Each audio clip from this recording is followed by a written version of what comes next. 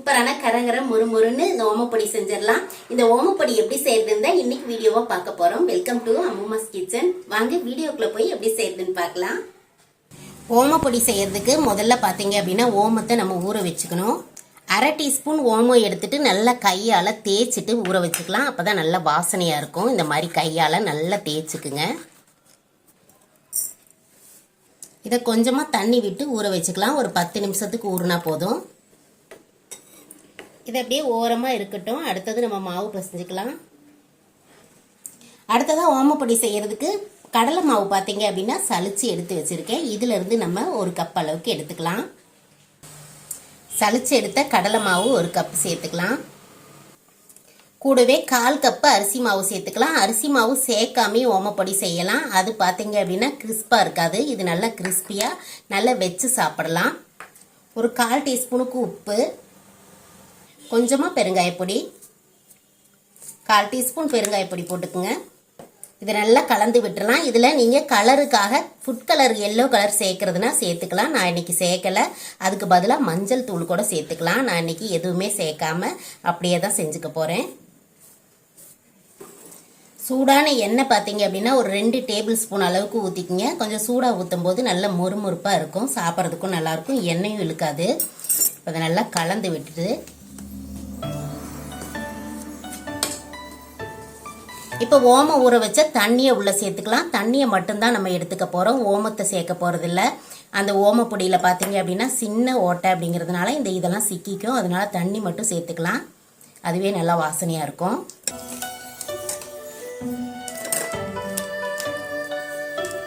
நல்லா பிசைஞ்சிட்டு கொஞ்சம் கொஞ்சமாக தண்ணி தெளித்து இதை பக்குவமாக பிசைஞ்சுக்கலாம். கொஞ்சம் தளர்வாக பிசைஞ்சுக்கணும். அவ்வளோதான், மாவு பிசைஞ்சாச்சு. மாவு பார்த்தீங்க அப்படின்னா இந்த மாதிரி கொஞ்சம் தளர்வாக பிசைஞ்சுக்கணும். அப்போ தான் நம்மளுக்கு ஓமப்பொடி நல்லாயிருக்கும். புளியறதுக்கும் ஈஸியாக இருக்கும். அடுத்தது ஓமப்பொடி அச்சு போட்டிருக்கேன் பாருங்க. இந்த மாதிரி சின்ன சின்னதாக இருக்கு இல்லையா, இதை சேர்த்துக்கணும். இதுக்குள்ளே நல்ல எண்ணெய் தடவிக்கலாம்.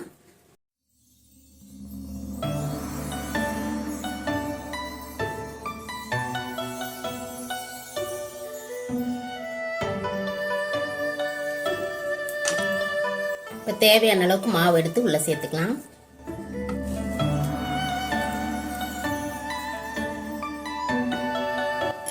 இப்போ எண்ணெய் சூடாக இருக்குது. நம்ம அதை அப்படியே பிழிஞ்சுக்கலாம்.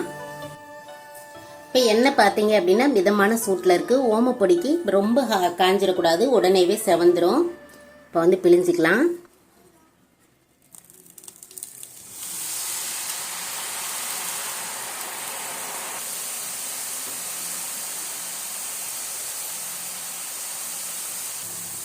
பிழிஞ்சி விட்டதுக்கப்புறம் உடனேவே நம்ம திருப்பிடக்கூடாது. இப்போ பார்த்தீங்க அப்படின்னா கொஞ்சம் சலசலப்பு அடங்கிடுச்சு பாருங்க. இப்போ திருப்பி போட்டுக்கலாம். உடனே சீக்கிரமாகவே இது வெந்துடும்.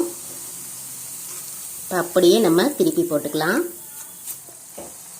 இந்த சைடும் கொஞ்சம் சலசலப்பு அடங்கினதுக்கப்புறம் எடுத்துக்கலாம். ஒரு சைடு வேகும் போதே உங்களுக்கு நல்லா வெந்துடும், சன்னமாக இருக்கிறதுனால. இப்போ இந்த சைடும் 1 நிமிஷம் இருந்தால் போதும், நம்ம எடுத்துடலாம்.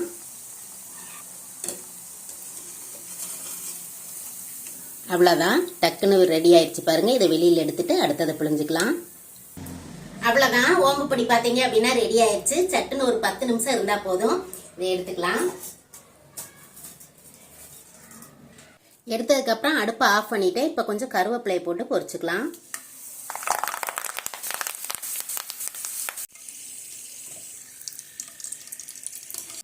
இந்த மாதிரி கருவேப்பிலை பொரிச்சு மேலே சேர்க்கும் போது நல்லா இருக்கும். நல்ல வாசனையாகவும் இருக்கும், பார்க்கறதுக்கும் அழகா இருக்கும்.